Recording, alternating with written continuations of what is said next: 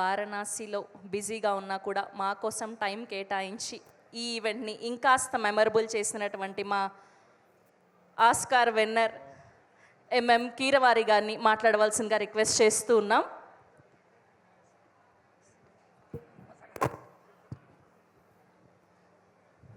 Good evening అండి.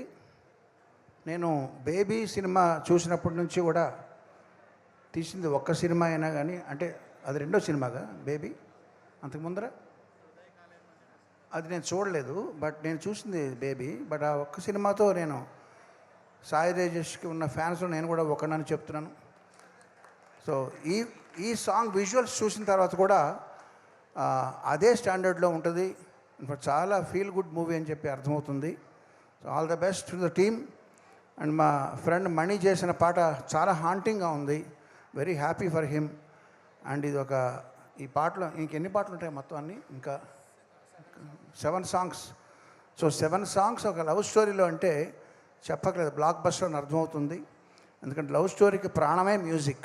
ఆ music చాలా చక్కగా కుదురుతూ ఉంది.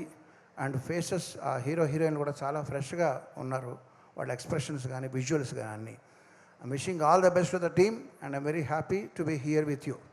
అండ్ ఈ ప్రిటెక్స్ట్తో ఇక్కడ నాకు ఒక సర్ప్రైజ్. మన మ్యూజిక్ ఫ్రెండ్స్ అందరినీ కూడా, పాత ఫ్రెండ్స్ అందరినీ కూడా ఇక ఒక వేదిక మీద కలవడానికి చాలా ఆనందంగా ఉంది.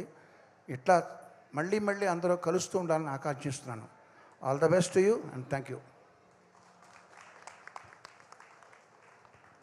Thank you Keeravani garu. Thank you so much for gracing our event. Thank you.